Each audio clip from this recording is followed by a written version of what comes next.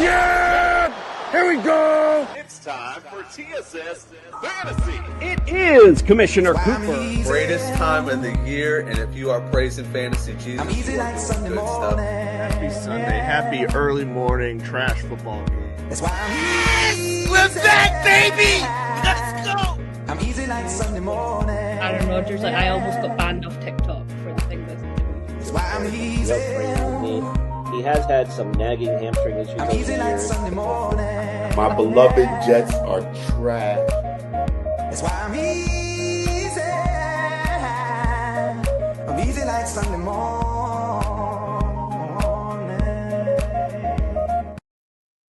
That's right, ladies and gentlemen. It is Commissioner Cooper, and you're waking up with TSS Fantasy. Yeah! Where's Fred, bro? That's all I got to say. I just sent him the text. Text Like, him. what the hell, bro? What you saying? You didn't like my yeah? You didn't? No excuses. I thought my laugh Oh, no, yeah was yeah, it was actually good. coming from the Yeah. heart this time. No, that was Man, sounded- I'm out of here. The No, disrespect. I actually thought we were sounding like in championship form, so I think it goes along with the show today. All right, it's championship weekend. We got a few things to cover this morning, so let's get it started. We'll do the intros first. Welcome into the studio, Justin Jesus Herrera. Good morning to you, sir. Oh, good morning. I am enjoying the fact that now I can go to golfing, but now it's snowing, so I can't go golfing. So, right. Yeah. When a door opens, God comes in and shuts it right back. That's what you do. You got to watch these teams that you hate play today. Yeah, but at least it's, nice, cozy, sit and watch football weather. You can look at it that way, at least. Let's also welcome in the studio, Ballers Meg. Welcome into the studio this morning. Hey, I mean, I can't relate to Justin because I've been available for playing golf for the last 6 weeks and still haven't, despite there being no snow. But I'm happy that it's cozy football season, and I'm happy that we've got some exciting playoff games today. Yeah, some really exciting championships. Really excited for it. And I know someone else is. Carl from Patriots Touchback Podcast. Welcome in, my friend. Good afternoon. Good morning, everybody. Hope we're all well. Hope we're well. Yes, because I live down in the south of the United Kingdom, we get no snow at all. Well, I say snow, we get good slush. We just don't get good snow. So, yeah, but looking forward to it nonetheless. And, the nerves will kick in I'll probably say in about 6 hours' time. I'm sure they are. Let's also welcome in Greg OJ, the Juice is Loose Mayor. Welcome in, my friend. Good morning, everybody. And I've been waiting to golf since week 1 of the NFL season because the Jets suck. And Carl, just for you, I'm wearing my John Elway throwback jersey for the Broncos. Let's rock. Ooh-wee. Just for Carl today, a little trash talk early in the morning. Gotta love it. All right, well, if you're watching on YouTube today. It's a shame that Denver's running game is going to be more slower than the platypus, and the platypus is actually a special on at John Elway Steakhouse, if I'm not mistaken. Wow. Okay. Let's go, Jason Stridham. Platypus? I didn't know that. All right, let's talk. Is it a platypus cut? Yeah, I don't know if we ever talked about a platypus here on the podcast. So there we go. It's Was that a special at the Lone Star too? All right, well, do us a solid if you're watching on YouTube. Give us a like, throw a comment in there, subscribe to the channel. Little things stopping you from doing it. Big things popping for us when you do, so we appreciate you. If you're looking for some championship bling for your fantasy champion, look no further than Pro Am Belt. And if you're going to do some daily fantasy, go to the Fast Strap app, use the promo code TSS. We'll double that deposit up to $50. And in a little bit, we're going to give you some DFS lineups to hopefully win you some money today. All right, well, we got to talk about injuries first. And what a crazy way for Bo Nix to get hurt last week. I know I want to bring Brian in to talk about it. So let's hear from Brian from the Injured List podcast. It's time to get your latest NFL injury updates with Brian from the Injured List podcast. The doctor is in.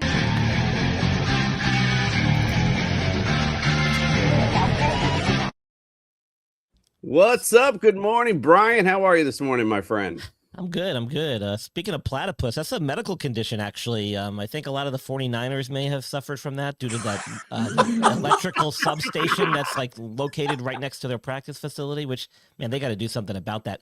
They actually spread it to Jimmy Butler. He tore his ACL while a couple of 49ers were in, Cleveland watching the game over there. So, or I should say, Justin, you're on mute. Watched a couple of games. But don't games, so yeah, he probably knows the electrical substation. The good news is platypus is not a terminal condition. It can be treated. So anyway, as far as Bo Nix is concerned, interesting stuff. Apparently, that's like the third time he's fractured that ankle playing football. I'm not exactly sure when the other injuries were, but there's a lot of discrepancy about when the actual injury occurred, whether it was when he actually took the knee as they were running out the clock, or if it was a couple of plays before that while he was scrambling to try and keep the play alive. Either way, the injury occurred and he had surgery pretty quickly. And they're saying already now he's out 12 weeks minimum. So no football activities, nothing that can put stress on that ankle for 12 weeks. Now, they've also said that he's 4 weeks where he's going to be on crutches, non-weight bearing. What that tells me is that he is actually probably more of a ligamentous type injury rather than the fracture being the issue.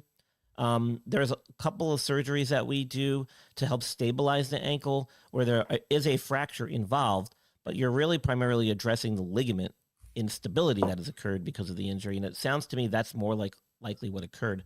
And so he's going to be on crutches 4 weeks. He'll probably be watching from the booth today, not down on the sideline.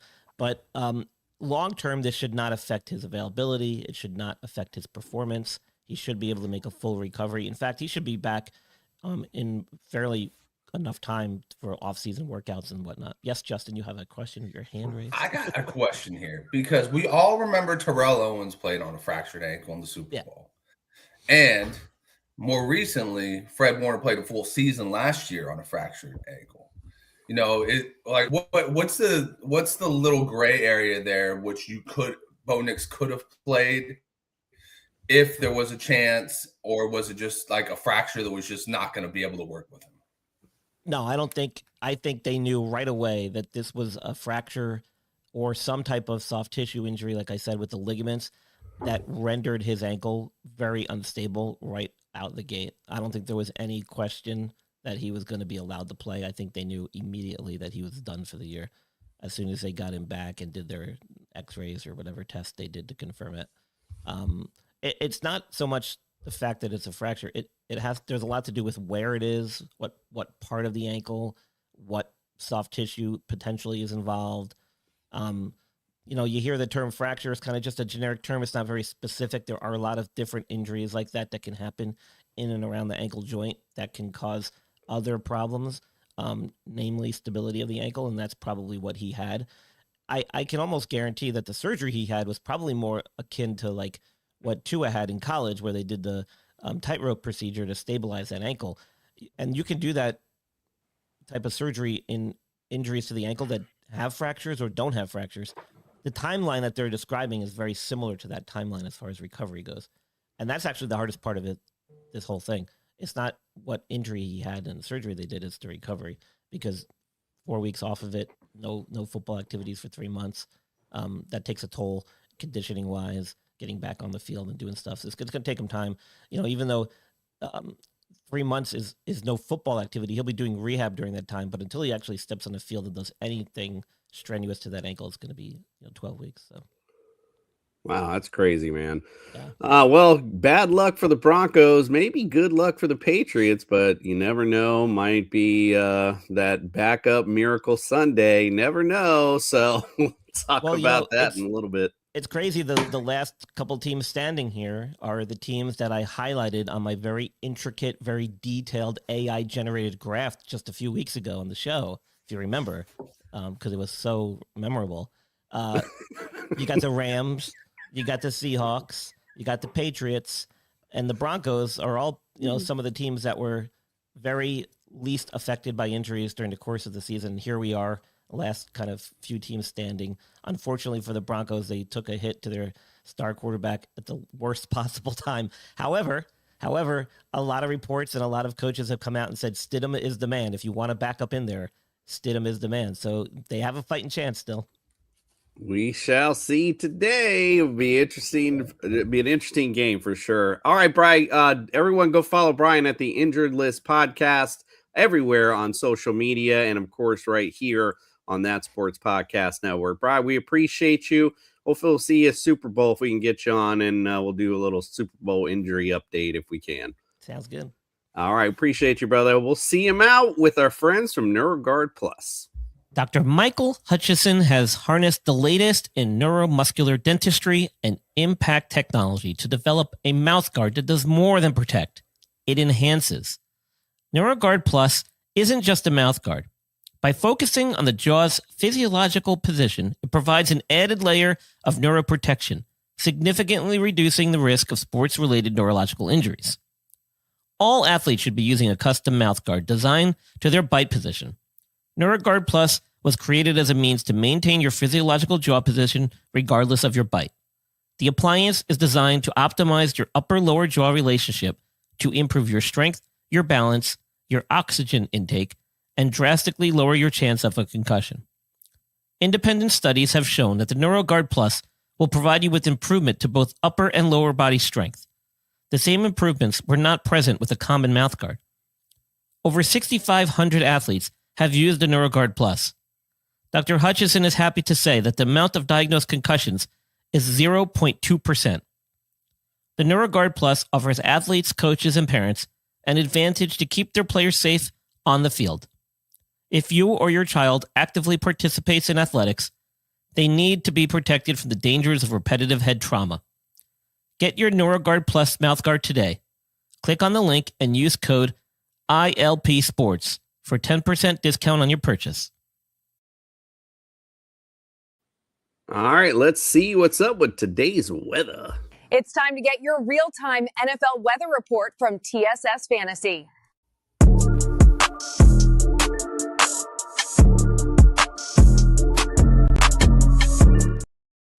All right, weather report today, New England at Denver. It does say 16 degrees and likely snow for this matchup today, which should make it fun. Although it does say 2% also, so I don't know, 2% and likely snow, whatever. Winds at 8 miles an hour as well. So there's your weather report for the AFC Championship. And for the NFC Championship, LA at the Seahawks, 37 degrees, mostly cloudy, and winds are just 1 mile an hour. So pretty good conditions there. Make things interesting. All right, Eric's not on yet this morning, or maybe not be on at all. So let's just get to it and do some DFS lineups. All right, brothers and sisters, get ready to get your ultimate DFS roster set with TSS Fantasy.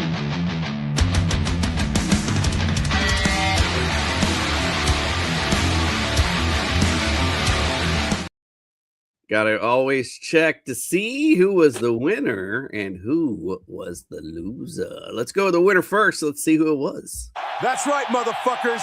No more making fun of my fourth place finishes. I'm the man now. Fred Bend the Knee Clown. 116.4. Greg takes it for the divisional round. Good job, my friend. Kenneth Walker, big pickup after the Charbonnet. Charbonnet went down. Damn, I meant to ask Brian about Charbonnet too, about him going into next year. My fault. That was the other reason I meant to have him on, but there you go. And some other good ones, DJ Moore as well. So good job, my friend. Now, of course, it's time to see who was last week's loser. I was so bad last week, the crowd wanted me back again. Don't worry, I will not bore you with my jokes. My DFS lineups are funny enough. I was so bad last week, the crowd wanted me back again. Don't worry, I will not bore you with my jokes. My DFS lineups are funny enough. I was so bad last week, the crowd... That's why he didn't show up this week. That was on accident, but as I was playing it, I was like, that actually kind of is fitting. So yeah, 76.7. It's kind of tough now that we're getting to 4 games and all that. So, it is what it is. But Good job, Fred. Way to go. Back to back. After being the season king, you are now the postseason queen. All right, here we go. Let's see who else is up. Carl, you're up next there at 95.3. Talk about it. Well, you got, I'm not talking about, my bad. You also had Kenneth Walker in there, of course, looked good. Patriots D was big last week. Defense has actually scored pretty good last week all the way around.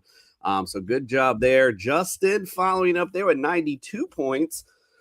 Caleb Williams saving the day. And then again, Patriots D, 19 points is always good. I'm following up with 82.6. Matt Stafford. Yeah, you know, whatever. Jalen Mills sucked, you know. Meg, 81.2. Yeah, you know, I guess we shouldn't really talk about our failures, right? And Ledoux with 80 points. So yeah, it wasn't a good week all the way around, but Greg at least saved the day. All right, my friend, talk about this week your ultimate DFS lineup. Man, I'm not used to going first, man. This is weird for me. This is weird. Well, I went and spent my money on the two top receivers that are left. So I went with JSN and Puka Nacua, and I went with Matthew Stafford. Matthew Stafford, I think, is going to have a good game. He's played against the Seattle defense before. He knows the tendency, so I'm going with him again. I went back in the well with R.J. Harvey and Kenneth Walker. No Zach Charbonnet. Kenneth Walker is going to get the majority of the carries. And since all my money was spent on those two top wide receivers, I was left with Shaheed and Boutte. I think Boutte will have a good game against that Denver Bronco defense, even though I think Surtain won't be following him. And what I had left, I had to go with Parkinson at tight end, which I think would be a good option for Stafford. And I went with that Broncos D. Yeah, Carl. I think the Broncos D are going to give Derek May some issues this week, especially with the weather the way it's going to be. I think the Broncos D step up. Okay, we'll see. Carl, what say you of your ultimate DFS lineup? So I've gone back to the well again with Matthew Stafford. He hasn't really put foot wrong for me. The running back position, Kenneth Walker, did really well for me last week, so I'm back on him again. I've gone with Travion Henderson. Now, one thing I knew about this is that Denver don't give up a lot in the running game when it comes to going up the middle, up the gut, but outside zone is their weak spot. Travion Henderson is going to need to be on the outside in order to get points in this one. Receivers, Puka Nacua, obviously he's Matthew Stafford's go-to guy. I've gone for Stephon Diggs for the Patriots. I think he's going to be in the slot, and he's going to be Drake May's main target. And I'm also going to go for a Broncos receiver, Pat Bryant. He has shred his red non-contact jersey, which means he is good to go to play. He was a big help. And also, he was Jared Stidham's main go-to guy in preseason, just to clarify that. Flex, I've gone back with Hunter Henry again, or he had a bit of a duff performance last week, but this is more in his favor. I've gone with AJ Barner, the tight end out of Seattle, which is a bit of a risk. But I've also gone with the Patriots defense special teams because they've performed so well for over the last 2 weeks, and now they're playing another backup quarterback. So why the hell not? I like it. Justin, what say you? Talk about your ultimate DFS lineup. Oh man, do I have to? Matthew Stafford, easy one. Probably the best quarterback still available. Ramondre Stevenson, I just love what he's getting touches wise. He's starting out touch Travion Henderson pretty easily. Kenneth Walker, I mean, that dude's just an animal. And now with Charbonnet gone, I mean, just tune him up. Try and get him next year in your fantasy leagues. Kayshon Boutte at flex. That catch was unfreaking real. That catch itself should have boosted him up $1,000, but it didn't. So thank you. And then I went with another wide receiver from Patriots. Pop Douglas has been popping off every now and then. And this, if this game turns south really quickly, this could easily be a game where everybody starts to chow down. So I'll take a shot on Pop Douglas at 3,600. Puka Nacua, JSN, that allows me to get those two guys, which is money because every Rams Seattle game has been just lightning. It's just been a phenomenal game. So you want to get both those guys in there. And then I went with tight end Austin Hooper. It's interesting. The Patriots always find a way to get this guy somehow involved. And if this guy just gets one touchdown, he's already beaten that 2,500 tag right there. And then finishing off with the Patriots defense, because unlike the Broncos, I don't think Jarrett Stidham is much. And I know Carl is having flashbacks to Nick Foles, but I don't think it's going to be that way, bro. Don't worry. I don't think he's sweating it that much. All right, here we go with mine with Sam Darnold. Rams can be had in the secondary, so that was kind of why I went there with Sammy. Kenneth Walker as well. Obviously, we know Zach Charbonnet going to see a ton of carries. Ramondre Stevenson. Denver showed a little bit chink in the armor on the run defense last week as well, so should see, like you said, he sees a lot of volume. Booty, same reason that you had mentioned, that catch last week. Definitely should have started him up as far as price is concerned. Oops, my bad. Also, Devonta Adams, so that way I get a little bit into that game, because I feel like, this might be one of the higher scoring games today. Hunter Henry, well, there's only two, so I guess, it's better than the other one. Hunter Henry against Denver, they've all season have been that's been one chink in their armor as far as their defense is concerned, is at the tight end. They're 21st against tight ends. Travion Henderson, just got to light the excitement. The way he could just take it to the house at any time. So a little screen pass here or there would be awesome to see Travion on the field. And like everyone's saying, Patriots D, why not going against Stidham? I mean, it just makes sense. All right, Meg, let's talk about your ultimate DFS lineup. Yeah, I had a shocker last week, to be fair, but hopefully better this week. I have kind of stuck with my guns a little bit on that Patriots side. Gone with Drake May at quarterback. I think that, like you just mentioned, the Denver defense showed a little bit of flaws last week, and I do think that Drake May can get us some good points. Stacking that with Ramondre Stevenson, again, I mean, I feel like it's maybe been about 7 weeks in a row I've picked this guy. I just have a lot of faith in him. I think it seems to go either Henderson or Stevenson each week, whichever one seems to just get the points. So I'm sticking with that risk and going with Stevenson again. RJ Harvey at Denver, again, another player that I've been high on all season. I think he is going to have to get involved this week big time. None of us really know. We don't have enough data on Stidham in playoffs and championships. So I think that his offense are going to have to do a lot to make sure those points go on the board.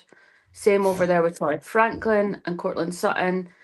It's going to be an interesting game, this one. I'm really, really excited for this. The game of the week for me, obviously. There's only two to pick from, but definitely think it's going to be an interesting one. Devontae Adams, for all the reasons that we've already said. Again, the man's on fire right now. And so I'm excited to see what he can do today. Obviously, I had to go in for some big names. I've gone for Jackson Smith and Jigba for Seahawks because do we need to even say a reason? Like, the guy's unbelievable. And Hunter Henry, like Carl said, I think he'll get more involved this week. I was a little bit disappointed in him last week and the points that he put up. But I think this week he's going to be getting back on form. He has to. It's, all to play for.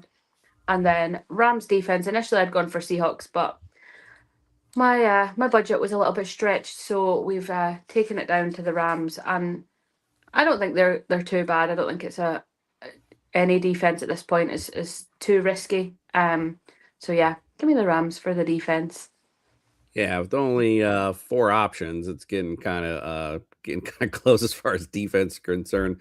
Here's LeDuc's lineup, although he's not here, so Drake pretty much the same as most of everybody on here. Does have Murphy on there, though, at receiver. A little bit of a change there, and Parkinson at tight end. Here's what Fred's got. He's also got Sam Darnold in there. He went with Kyron Williams. Not a lot of people put him today, so Fred also got Sutton in there as well. So it's pretty much only differences in Fred's lineup. So there we go. All right, let's get to it. It is Championship Sunday. Let's get to our picks. Will TSS Fantasy pick the right teams to win this week? Outlook not good.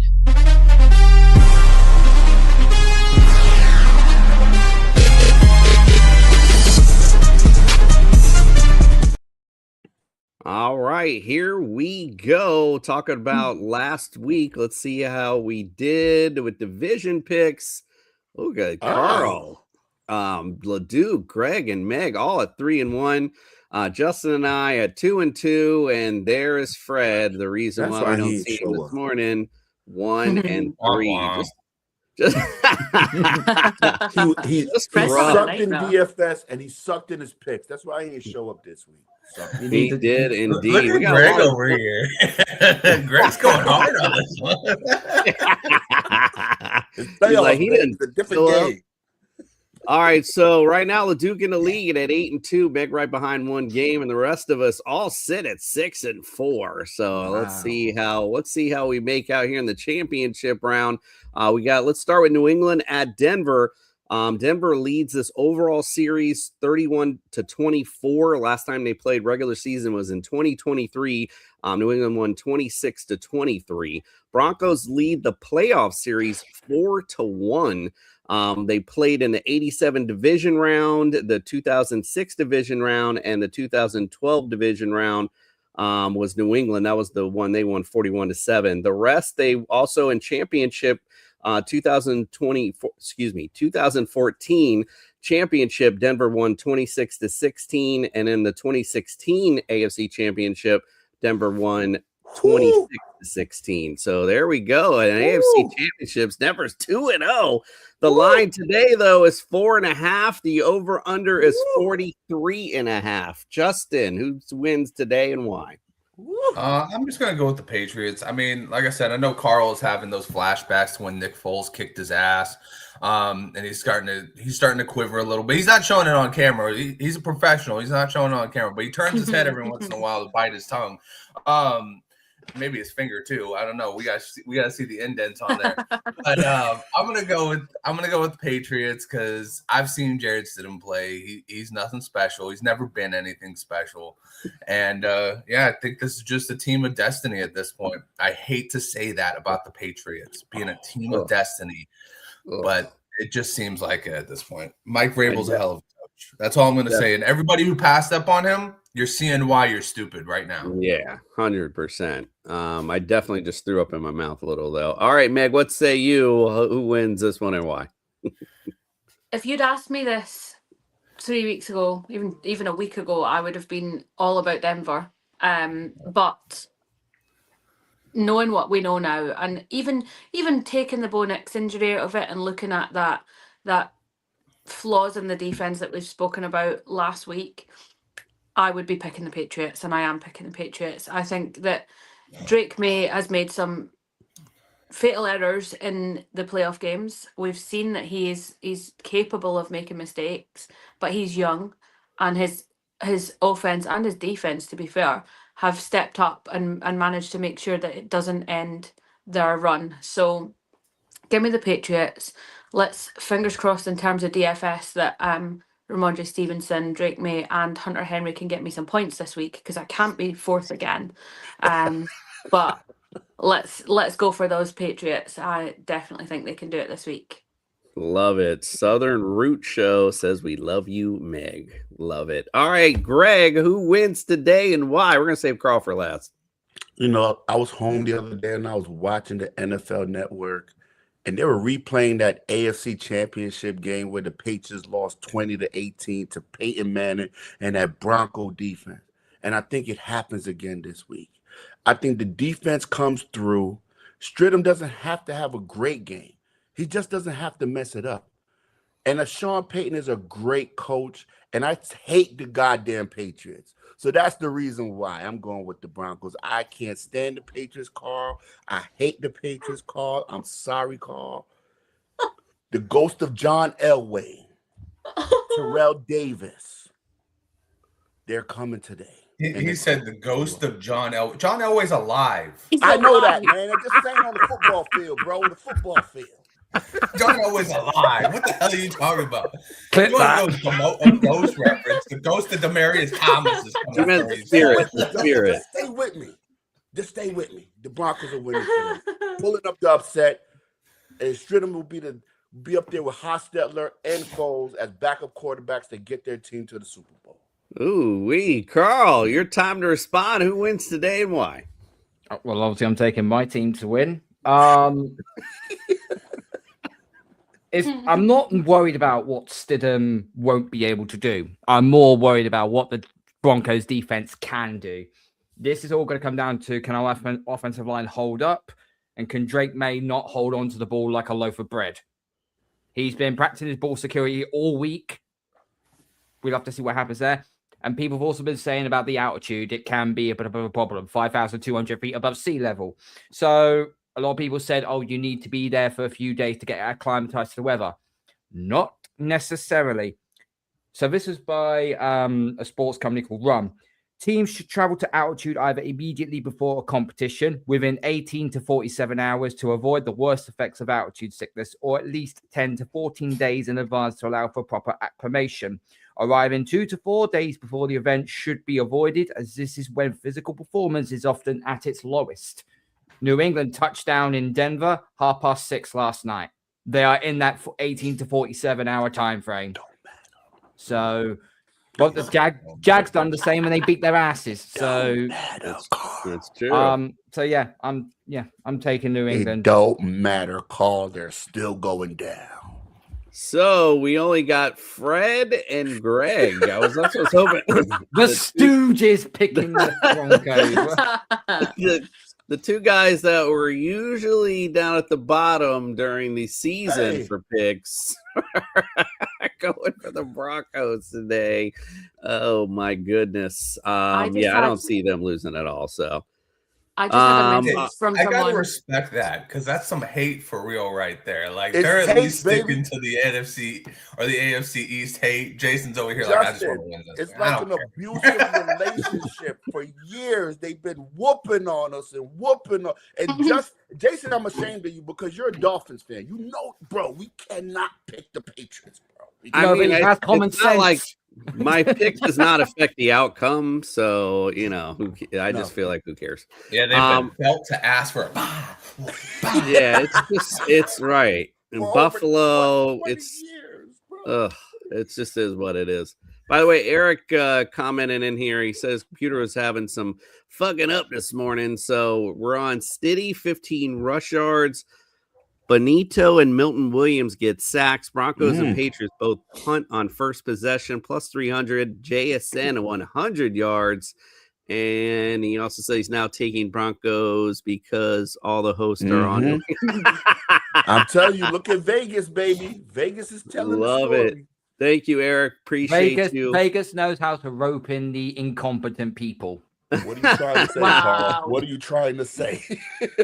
All right. Eat right meals. Appreciate you with the great breakdown. Guys, I just had a message from one of the viewers who's watching right now. Shout out to John, who messaged me saying, "Did Juice just kill Elway live on YouTube?" He totally did. The ghost of John. The ghost of John Elway. Anything happens? If we get any breaking news about John Elway's murder, we know who it was at least. Jay, that's got to be a clip for next. That's got to be Juice's clip for next year. The ghost of John Elway. All right, let's get to the NFC Championship. The Rams at Seahawks. Seahawks lead the series 29-28. They split the season series this year, 38-37 in overtime. Seattle won, and Rams won 21-19. Playoff series, the Rams 2-0 over the Seahawks. 2005 wild card, Rams won 27-20. And in the 2021 wild card, Rams won 30-20. Did I say 27-20? Yeah, 30-20. There we go.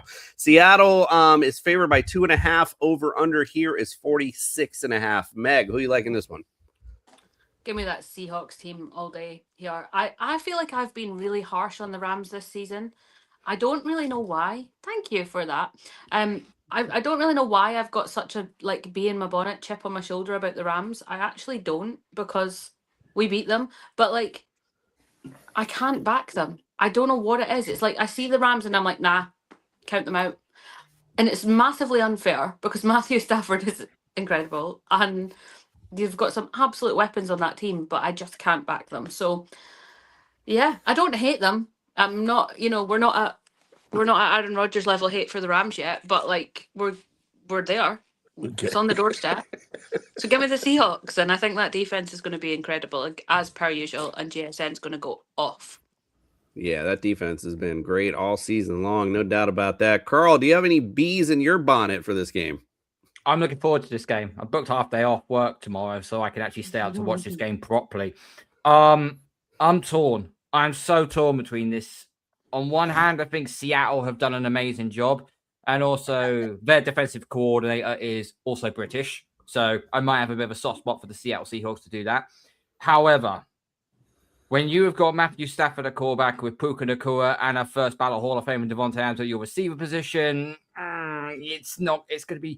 this is going to come down to one person and one person only. Sam Darnold. Is he going to elevate his team, and is he going to rise above the occasion? If he does, we could be in for a cracking game like we had on the second go around.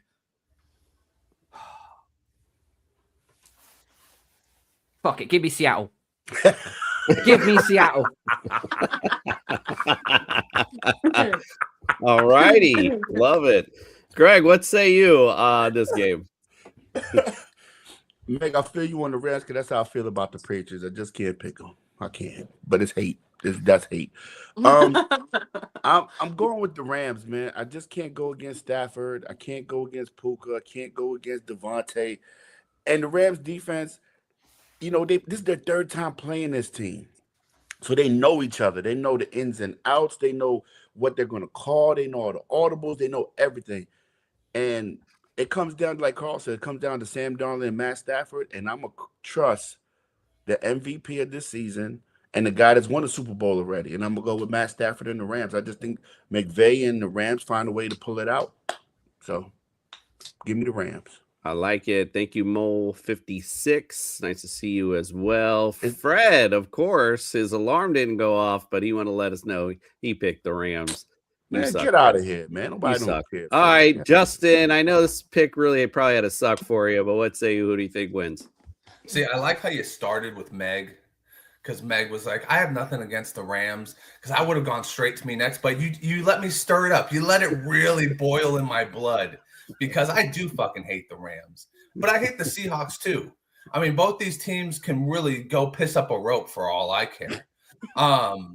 And to be honest with you, I would love for this game to have an earthquake and for the fucking earth to split open and them to all fall into it. Do you know what makes this worse, Justin? Let's just say we beat Denver and now the Seattle Rams go. 49ers can't win either way, because either Seattle wins the Super Bowl, the Rams win the Super Bowl, or the Patriots go 2 clear of you in Super Bowl wins. Damn. No, I mean, listen, at this point, I can be a dynasty that admires another dynasty over watching either of these two teams win another fucking Super Bowl, because the stats are going to be insane. The people that I have to deal with on a regular basis that don't know anything about football pre-2012 because they weren't even fans of these shit fucking organizations pre-2012 is insane. It's insane the gall that these people have. And I'm over here just going like, oh my God, I've seen 3 Super Bowls and I haven't been able to see one win. What the fuck is going on? Anyways, back to it. Meg, I do hate the fucking Rams. But I'm going to tell you this. The Seahawks, when they play the Rams, they get exposed. And that's because Puka Nacua is Puka, I can catch anything in the era. Because that dude, literally, you put the ball up, and that dude's going to come down with it. I want to see the interception rate when targeting Puka Nacua. It's probably 0.0 at this point because that guy goes and catches everything. Matthew Stafford, for all I've given him grief, he's had a great career. I don't think he's an amazing legend because this season, he has everything. Nobody wants to say that, but Devontae Adams and Puka Nacua, ooh. But anyways, I'm gonna go with the Rams because honestly, the Seahawks, they were impressive last week, but I mean, anybody was gonna be impressive against that hospital of a team. Like, they have to send literally a thank you card, a Christmas card to that electrical substation over there that's poisoning my boys. Because it's fucking ridiculous. And you know what? I wouldn't even be on this point. I wouldn't even like go about this conspiracy unless it was the fact that ever since they moved to Santa Clara, in that building, they have never been this injured before. Look it up. The stats from, I think it's like 2013 is when they got there to now is fucking insane with the amount of injuries they've had. Shouldn't have moved from Candlestick Park. I totally agree. The unfortunate part is that place was literally going to get torn apart by any type of earthquake in California. That thing was incredibly unstable. It was what I'm saying here with the whole tear apart. It was going to be like the Dark Knight Rises when he fucking blows up any type of earthquake was going to be like literally concaving in, and people are going to be dead. And yeah, so go Rams. I can't believe I just said that. I mean, I need some time to go get a bar of soap. This is why for 4 fucking games the show's still a fucking hour long. Hey, people still tune in to come watch this shit too. I'm gonna go Seahawks. Just like the defense, a little better playing at home. I think Sam Darnold's gotten over his little whatever that was in big games. I think he pulls through, and they're going to the Super Bowl on the NFC side. All righty. Well, we're going to close things out. Don't forget to wake up with us on Super Bowl Sunday morning. What? No cartoon? I am. You guys let me chill. Like, let me spit out what I need to say, and then I was going to play it. Damn. Don't forget to wake up with us Super Bowl Sunday morning. We'll have some chefs on to give you some food tips. Also Shay Hollins, who's an LA designer for on TV and for the NFL as well. She's going to give us some party ideas also. And of course, we'll give you some DFS lineups and then our usual TSS fantasy fun as well. So make sure you tune in Super Bowl Sunday morning. Wake up with us at 8 a.m. We will close things out with our Sunday morning cartoon. Glad everyone was enjoying it enough to bring it up. Let's do it. Get your cereal bowls out. Let's get it. When evil threatens my football Sunday, Commissioner Cooper sends me his super friends to save the day.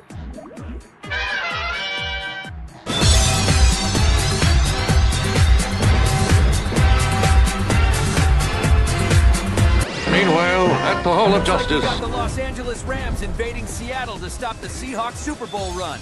Let's get them some quarterback help. This town is so gross. Always raining, coffee sucks, and their Seahawks are the biggest pretenders in the playoffs. Slam those Rams with Sam Darnold. Sam has shaken off the ghosts of football past and will be leading his team to San Francisco after today. Boston Tea Party Batman. The Broncos want to stop the Patriots from their Super Bowl run. I know they don't deserve it, but let's get them some running back help. These so-called Patriots have been to the Super Bowl so many times it makes me sick. I'll be sure to buck their advancement with some elite defense today. Alfred, let's send in Ramondre Stevenson. He's been getting the carries, and the Broncos have shown some weakness in the run game. He will do his job. Running to Seattle where the Rams aren't sleeping on the Seahawks Super Bowl run. Let's rain on the Rams parade with some receiver help. Botox and fake tans won't be enough to defeat us. The only thing that get rammed is their bums on the team bus. Let's ram that Seahawk with Devontae Adams. The Seahawks will have a lot of attention on Puka, which makes Adams a prime target today. I'm here in Denver, where the Patriots are invading to stop their Broncos Super Bowl run. Already down their star quarterback, let's get them some tight end help. These fans must be high if they think their Broncos have any chance against me today. We will be marching on to San Francisco after this thumping. Let's give that Patriot some Evang Engram, a big target for Stidham, who will need all the help he can get against the Patriots defense. That's right, kids. Use the power of knowledge and go have a super win in fantasy football today. Their mission, to fight injustice, to right that which is wrong, and to serve all mankind. Yeah, see, I realized I screwed up doing the cartoon this week because I wanted to do each different team, and I realized at the end I was like, "Damn, I got the Broncos, a tight end. Oh my god, that was awful." Bad fantasy advice.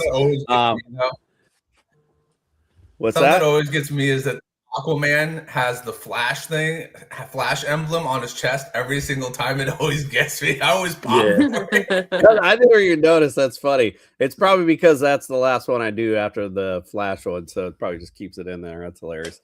All right, like I said, wake up with us on Super Bowl Sunday morning at 8 a.m. We appreciate you. Good luck to your teams today, if they are gracious enough to get this far. Oh, I just want to be here one day. Me too. Right. Just one time, please.